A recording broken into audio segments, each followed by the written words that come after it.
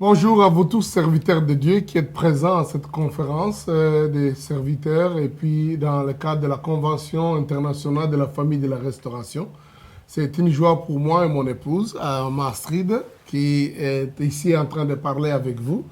Encore une fois, nous avons toujours montré un exemple de désirer de travailler en couple. Et je sais que vous êtes là avec vos épouses. D'abord, j'aimerais que peut-être Maman Astrid vous salue tous aussi, salue vos épouses. Nous vous saluons tous et bienvenue à cette grande convention des exploits, des moments merveilleux que nous allons passer où nous allons apprendre beaucoup de choses de la part de notre Dieu. Et je crois que ça sera aussi un moment de grande visitation, où nous ne partirons pas le même comme nous sommes venus. Dieu va déposer en nous quelque chose de formidable pendant ces quelques jours où nous allons passer ensemble. Pour nous, c'est un privilège de parler à vous, serviteurs de Dieu. Et parler aux serviteurs de Dieu, c'est vraiment parler à toutes les multitudes qui sont derrière vous. Amen. Donc nous croyons ça, nous savons ça, et nous nous accrochons à cette réalité parce que nous savons que c'est utile pour vous d'être équipé et de vous sentir dans cette responsabilité, dans cette peau de leader qui avait des choses, des personnes, des choses à gérer ou des personnes à gérer. Donc, nous donnons beaucoup d'estime et de valeur parce que nous savons que, en fait, Dieu ne peut rien faire sans vous. Et même nous, en tant que des leaders, de toute la famille, nous ne pouvons rien faire sans vous, nous comptons sur vous, vous êtes utiles, vous êtes importants dans nos cœurs. C'est vraiment, ça vient de tout notre cœur. C'est à vous d'ailleurs que nous devons dire félicitations, bon anniversaire, parce que vous avez tenu que cette œuvre continue à subsister. Il y a quelque temps, j'ai donné une formation aux serviteurs à l'église. Je leur ai dit, en fait, dans le cadre de ce que nous donnons de formation aux ambassadeurs, nous disons que la survie de tout mouvement, de toute église, de toute institution dépend des disciples. Ce n'est pas simplement les leaders. Les leaders ou les visionnaires, il peut commencer, il n'a qu'une seule vie, il n'a qu'un temps, et il peut partir, il peut mourir, il peut en tout cas ne plus être là.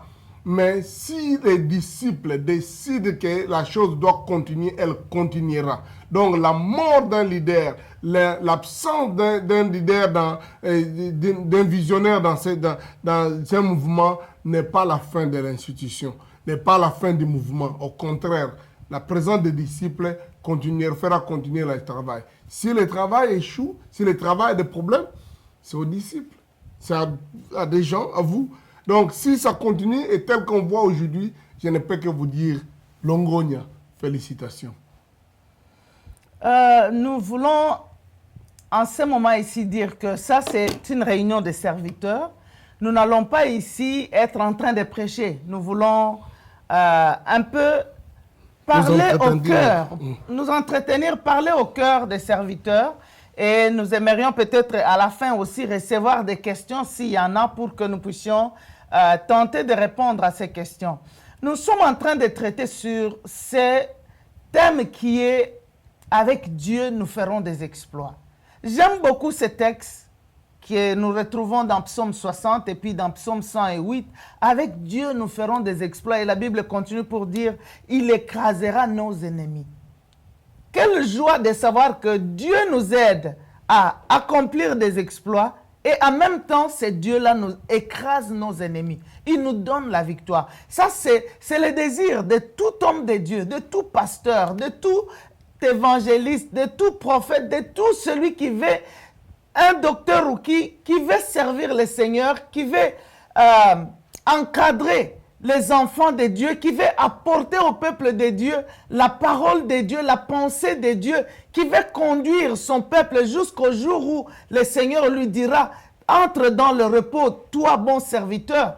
Mais avant cela, nous avons besoin de savoir que Dieu est avec nous, il nous conduit et qu'avec lui, nous avons la victoire. Et en pensant à cela, nous avons beaucoup de choses que nous allons partager ici. Mais j'aimerais peut-être que le docteur Sony puisse commencer avant que moi je puisse aussi ajouter. Je dois dire à vous tous d'abord, parce que c'est la première convention où tous vous êtes réunis, venus de partout. après mon ordination comme l'évêque, le bishop de la communauté, de la famille. Et je voudrais en tout cas cette fois-ci trouver l'occasion pour vous dire merci pour les efforts, pour votre mobilisation et pour tout ce qu'il y a et surtout pour faire confiance et accepter l'orientation de notre encadré, de notre mentor, la maman archevêque Marguerite Benson Idahosa, qui nous a ordonné avec toute la communion des charismatiques des églises, qui nous ont ordonné comme bishop. Donc, en quelque sorte, je peux dire, c'est tous nous avons été élevés. Donc, je voudrais encore une fois vous dire merci beaucoup pour votre engagement, votre désir de vouloir faire ce travail ici. Parce qu'au fait, au sein de la communauté, de la communion des églises charismatiques, nous ne pouvions même pas être élevés à ce rang d'évêque si vous n'étiez pas. C'est-à-dire parce que pour nous, nous comptons, nous pensons, en fait, la communion des églises qui ordonnent, ou les collèges, s'il faut appeler ça comme ça, voient aussi le nombre de leaders, le nombre de personnes qui suivent ce que nous sommes en train de dire, ce que nous sommes en train de faire. Donc, votre présence a accrédité cela. Et notre élévation, c'est votre élévation. Nous croyons ça et nous pensons que la bénédiction qui nous a été dite, prononcée, qui a été faite sur nous, est valable pour vous en ascendant. Donc, elle descend aussi sur vous et que cette grâce, cette faveur de notre mentor avec qui on venait de parler il n'y a pas longtemps, soit sur vous aussi. Encore une fois, merci beaucoup pour ce désir de rester attaché à la famille. Pour entrer peut-être dans notre matière, j'aimerais dire ici que nous parlons des exploits. Et ici, nous sommes serviteurs de Dieu, servantes de Dieu. Nous sommes comme de ceux-là qui montrent les chemins aux autres. Et la Bible nous dit, avec Dieu, nous ferons des exploits. Quel est le plus grand exploit pour un serviteur de Dieu? Celui à qui Dieu a donné la mission de conduire son peuple. Le plus grand exploit pour toi ou pour nous, c'est quoi? Ici, j'aimerais d'abord dire que le plus grand exploit pour nous, c'est réussir la mission que Dieu nous a donnée en tant que serviteurs de Dieu. Si nous sommes pasteurs, c'est de réussir ce travail qu'il nous a donné en tant que pasteurs. Si nous sommes évangélistes, c'est de réussir aussi le travail qu'il nous a donné en tant qu'évangélistes. Mais comment allons-nous réussir ce travail-là? Et ici, j'aimerais relever un point important. Je crois, pour ceux qui ont suivi le docteur Sony, quand il a parlé à toute l'Église, il a montré que pour que nous puissions faire avec les exploits, la Bible dit qu'avec Dieu. Ça veut dire Dieu doit être avec nous. Nous ne pouvons pas accomplir les exploits si le Seigneur n'est pas avec nous. Et ici, je voulais relever un élément important. Peut-être autrefois, on pouvait croire que l'homme de Dieu, il est immunisé. Bon, c'est quelqu'un qui d'office marcherait dans la droiture, dans la crainte de Dieu. Mais aujourd'hui, avec ce que nous voyons autour de nous, nous pouvons arriver à non seulement à nous convaincre, parce que c'est tellement palpable que si même un homme de Dieu ne fait pas attention, une servante de Dieu ne fait pas attention, il ou elle peut se retrouver aussi parmi ceux qui se perdent. Alors, la première chose que nous avons ici à comprendre dans l'étude que nous voulons faire, c'est que nous devons demeurer disciples. Nous avons été disciples, on nous a gagnés au Seigneur, on nous a enseigné, nous a affermis. Mais maintenant que nous sommes serviteurs de Dieu, nous ne devons pas cesser d'être disciples, nous devons demeurer disciples. Nous devons marcher comme doit marcher un disciple. Ça veut dire qu'il y a un maître de qui nous recevons des ordres et auprès de qui nous obéissons. Parce que je dois vous dire aujourd'hui, peut-être nous voyons, en observant seulement la vie de certaines personnes, on s'est dit, mais qu'est-ce qui se passe? Parce que c'est comme si ces gens-là ont commencé dans la crainte de Dieu, mais quelque part, cette crainte n'est plus.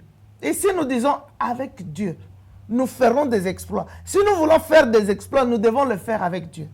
Si nous faisons des exploits apparents, mais nous ne sommes pas avec Dieu, ce sont juste des des choses qui vont glorifier l'être humain, qui vont glorifier l'homme, mais qui ne vont pas honorer Dieu.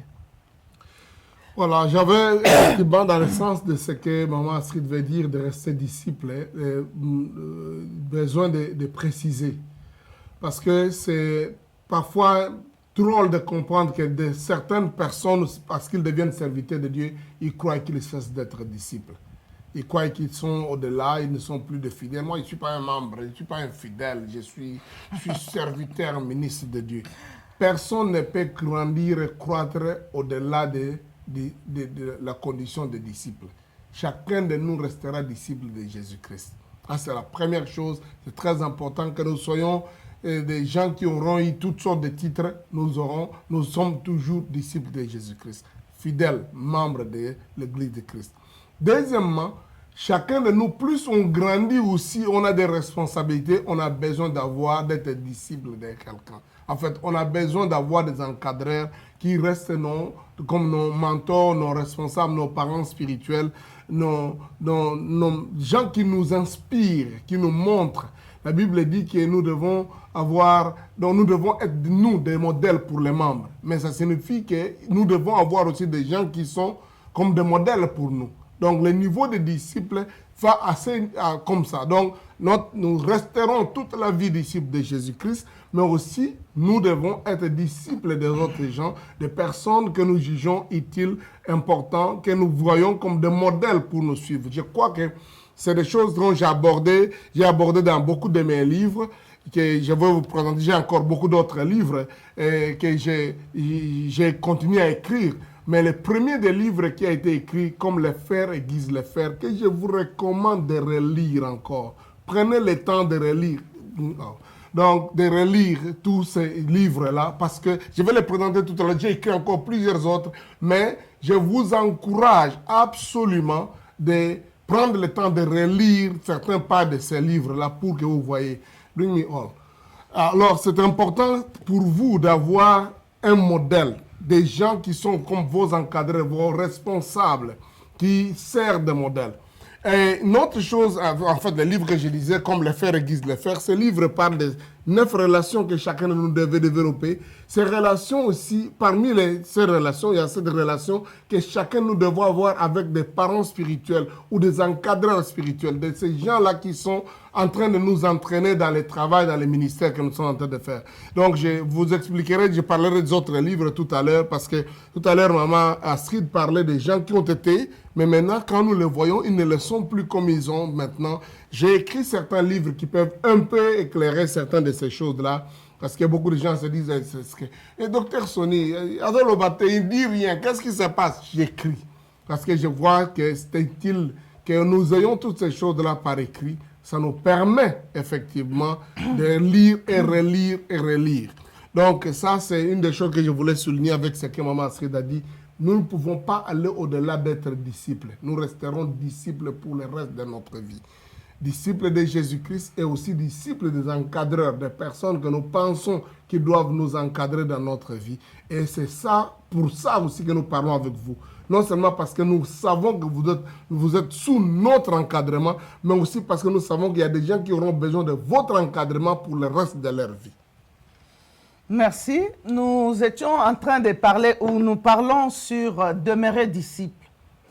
Et quand nous disons demeurer disciple, ça veut dire que nous demeurons à suivre la discipline du Maître. Nous demeurons, vous savez, aujourd'hui, les serviteurs de Dieu ont une grande tentation de croire qu'il y a de nouvelles choses. Ils sont comme en train de courir derrière de nouvelles révélations, de nouvelles choses, au point que les éléments élémentaires de la vie chrétienne, ils les ignorent même, ou même, et d'ailleurs, ça fait que ça éloigne certains de la foi.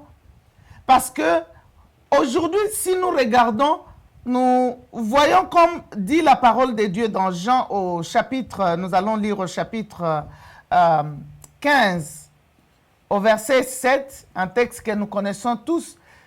Le Seigneur qui dit, si vous demeurez en moi et que mes paroles demeurent en vous, demandez ce que vous voudriez et cela vous sera accordé.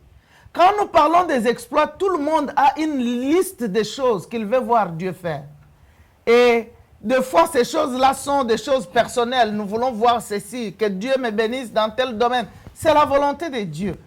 Mais la Bible dit que si nous demeurons, si vous demeurez en moi et que mes paroles demeurent en vous. Aujourd'hui, même la parole de Dieu est tellement tordue pour que les gens excusent certaines choses qu'ils veulent faire. Et on voit même certaines personnes qui se disent, moi, je peux me comporter comme je veux, je peux même détruire mon foyer, je continuerai le ministère. Mais peut-être, nous n'avons pas fait un effort de poser la question à ceux qui ont déjà fait ça, comment leur vie est devenue. Et ça peut paraître aux yeux des hommes comme si ils marchent encore avec Dieu, mais en réalité, Dieu n'est plus avec eux. J'étais en train de dire, quand le docteur Sonia a intervenu le premier jour, il a parlé de « avec Dieu ». Nous devons marcher avec lui. Si nous voulons faire des exploits, il faut que ça soit avec Dieu. Si nous voulons accomplir des choses dans notre vie, il faut que ça soit avec Dieu. Ça ne sera pas en dehors de Dieu. Et Paul avait raison. Quand il parlait aux chrétiens, il dit, mais je ne sais pas qu'est-ce qui vous a détourné de l'évangile. Qu'est-ce qui vous a détourné de ce que vous avez entendu. Et il dit même que si quelqu'un vous annonce un autre évangile, même si cette personne-là se dit qu'il est un ange, même s'il dit qu'il vient d'être avec Jésus lui-même en personne, il dit que cet homme-là soit anathème. Vous ne devez pas le suivre. Et j'aime beaucoup un texte des Écritures où Paul, parlant aux Colossiens, au chapitre 1, verset 23, il dit, si du moins vous demeurez, il y a toujours le verbe demeurer, si vous demeurez fondé et inébranlable dans la foi, sans vous détourner de l'espérance de l'évangile que vous avez entendu. Si vous demeurez fondé ou ferme dans la foi, inébranlable, sans vous détourner. Aujourd'hui, nous voyons beaucoup de gens sont détournés juste pour satisfaire un désir personnel. Aujourd'hui, nous voyons même parmi les serviteurs de Dieu, combien de divorces nous enregistrons? Et les gens pensent que ça se passe comme ça dans le monde entier. Vous savez, la Bible dit, Dieu dit qu'il s'est réservé toujours le 7000 qui n'ont pas fléchi les genoux. Quand nous pensons que nous devons marcher n'importe comment, non, il y aura toujours 7000 qui n'auront pas fléchi les genoux. La Bible nous dit de demeurer. Jésus lui-même a dit, si nous demeurons.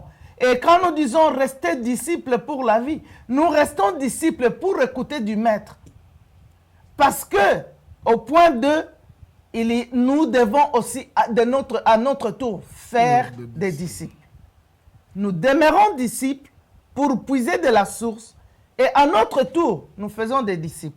Qu'est-ce que j'aimerais dire en parlant de faire des disciples? Ça, c'est quelque chose de très important.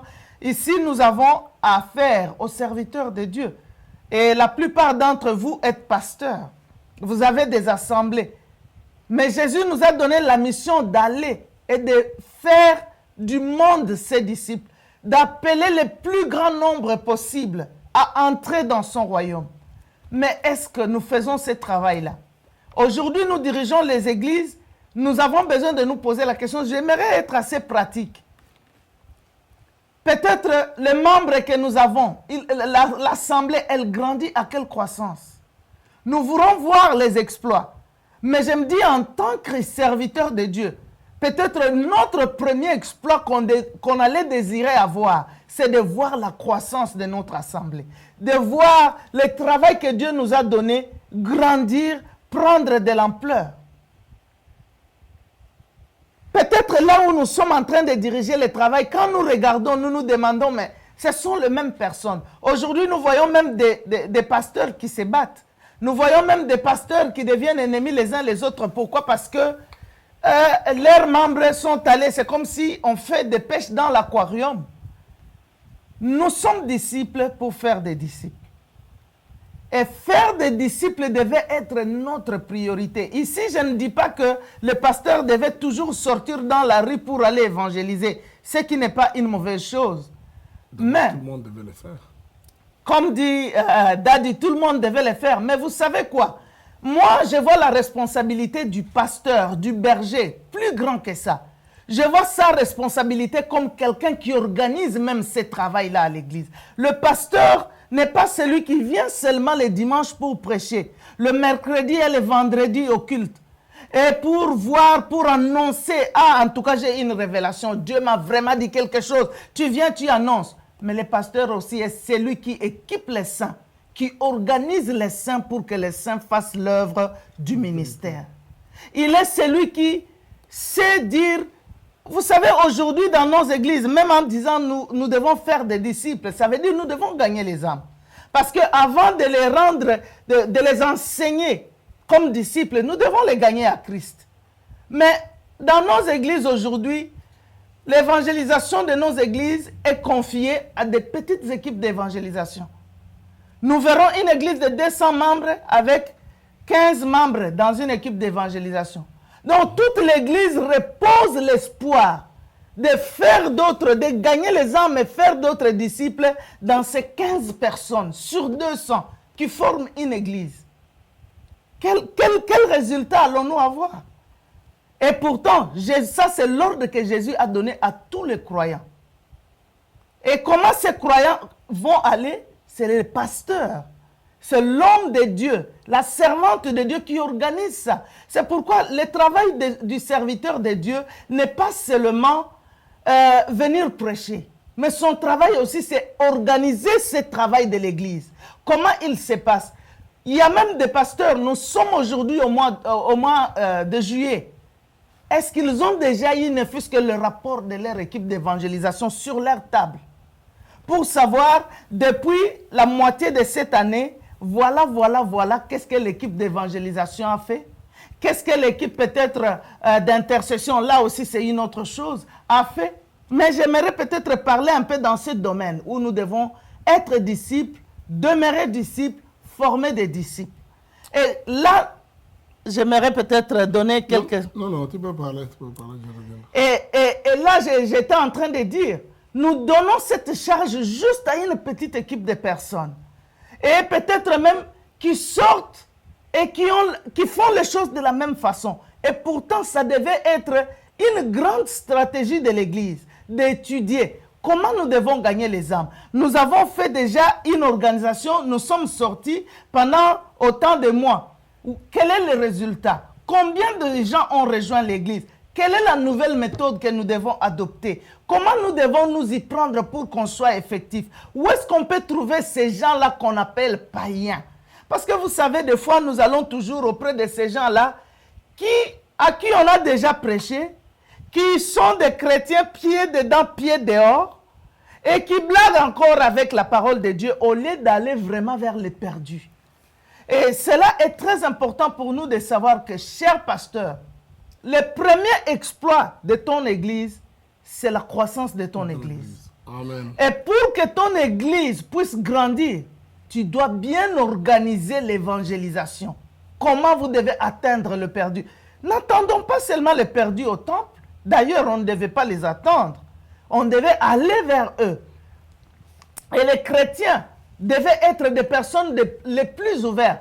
Pourquoi j'ai dit que gagner les âmes ne devait pas être l'affaire d'une petite équipe? Parce que quand vous envoyez une petite équipe pour évangéliser, ils vont vous amener les mêmes personnes. Vous savez, chaque croyant a la facilité de gagner les gens de son genre. Je ne sais pas si je me fais comprendre. Il a la facilité de gagner les gens de son genre. Quand ces frères qui vont évangéliser, ils viennent à l'église, bon, sortez dans les quartiers. Ils ne gagneront que les gens là de ton quartier. Et ou bien ils iront dans ces marchés-là, ça sera toujours ces gens-là. Mais si dans ton église, tu as des médecins, tu as des avocats, tu as des enseignants, tu as des hommes d'affaires, ils gagneront les gens qui sont semblables à eux. Ils parleront aux autres collègues. Ils prêcheront les gens de leur rang. En d'autres termes, ta croissance, elle ne sera pas seulement numérique, mais elle sera aussi multiforme, si je peux l'appeler ainsi. Et là aussi, je voulais introduire un élément pour dire, la croissance de l'Église, elle bénit aussi l'Église matériellement et financièrement. Parce que le plus de gens que vous avez, le plus de moyens l'Église aura. Vous savez, aujourd'hui, il y a même des pasteurs qui quittent le fait de prêcher l'évangile. Ils pensent que prêcher l'évangile ne donne pas les moyens. Je préfère retourner à l'école, étudier, comme ça je vais faire carrière dans un domaine qui va me donner l'argent et avec cet argent-là, je vais maintenant faire le ministère. Ça, c'est un mensonge du diable. Le temps que tu vas terminer tes formations-là, tes études-là, pour revenir avec ton argent-là que tu vas faire pour faire l'œuvre de Dieu, l'œuvre de Dieu sera déjà très loin. Et toi, tu seras en retard croyant que tu veux faire l'œuvre de Dieu. C'est fait avec le moyen du peuple de Dieu. Mais nous devons aller chercher ces poissons-là. Comme Pierre est allé pêcher et prendre ce qui était dans la bouche du poisson. Nous devons aller faire la pêche. Aujourd'hui, nous devons être conséquents. Nous devons être... Vous savez, il y a même des pasteurs. Si aujourd'hui on va dans leur bureau, on dit, donne-nous le rapport annuel de ton travail. Il n'y en a pas. Un travail que tu as fait, où tu ne sais pas avoir un rapport annuel, que dans cette année, le premier trimestre, nous avons fait telle activité. Le résultat était tel. Nous nous sommes réunis en réunion pour voir comment améliorer. Nous avons pris telle mesure. Nous avons appliqué telle mesure et telle autre. Si nous ne pouvons pas étudier le travail et voir quelles sont les failles, comment nous devons améliorer, nous pouvons crier le mot exploit, ça sera comme un slogan et nous n'allons pas avoir ça. Mais nous avons besoin de bien étudier le travail. Pourquoi nous ne pouvons pas, quand nous pasteurs, nous avons le travail, nous avons des commissions, ces commissions-là te donnent les rapports quand? Est-ce qu'à la fin de l'année? Est-ce que c'est quelqu'un d'autre qui prend les rapports? Toi, tu ne connais même pas les rapports, là, disent quoi?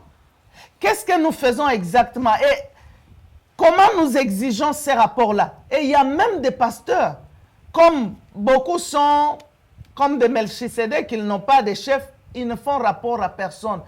Et par conséquent, tout le travail qu'ils font.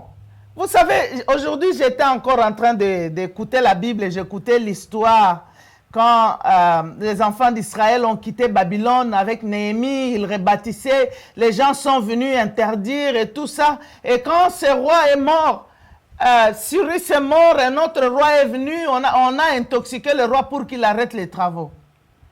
Mais ces gens ont écrit au roi. Ils ont dit, regarde dans les archives du règne de ton père, tu verras qu'il avait autorisé la construction de cette maison. Bien aimé, s'il n'y avait pas des archives, on n'allait pas savoir que réellement c'était autorisé que Néhémie et les autres puissent construire. Et à cause de ces archives, le roi a donné l'ordre à tous ses ennemis. Il a dit, éloignez-vous de ce travail-là et laissez la maison de l'Éternel être construite. Demande-toi dans ton église, y a-t-il des archives? Est-ce qu'il y a les rapports détaillés? De sorte que les gens qui peuvent venir après toi peuvent voir qu'il y a eu tel travail qui a été fait. On a programmé telle campagne d'évangélisation qu'on a fait. Aujourd'hui même, il y a des gens qui ne sont pas appelés comme pasteurs. Ils veulent être pasteurs. Parce qu'ils veulent seulement être à un endroit fixe avec des membres parce qu'ils pensent que c'est là où c'est sûr, où ils auront quelque chose. Mais peut-être ils sont appelés comme évangélistes. Peut-être ils sont appelés juste comme apôtres. Aller commencer à tel endroit un travail, quitter, aller encore faire un travail pionnier à un autre endroit, quitter et ainsi de suite.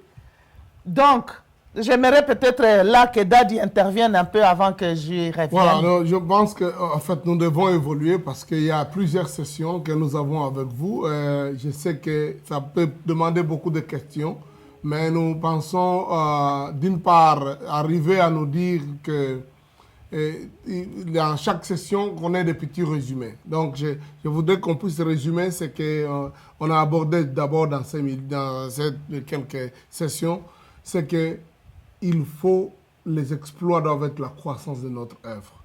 La croissance de l'œuvre se fait lorsque nous optons, nous, d'être des disciples. J'accepte d'être disciple du Christ, j'accepte d'être et de demeurer disciple, et j'accepte de faire des disciples. Donc, si nous acceptons d'être disciples, et nous tenons à demeurer disciples, et que nous faisons des disciples, nous aurons certainement une croissance.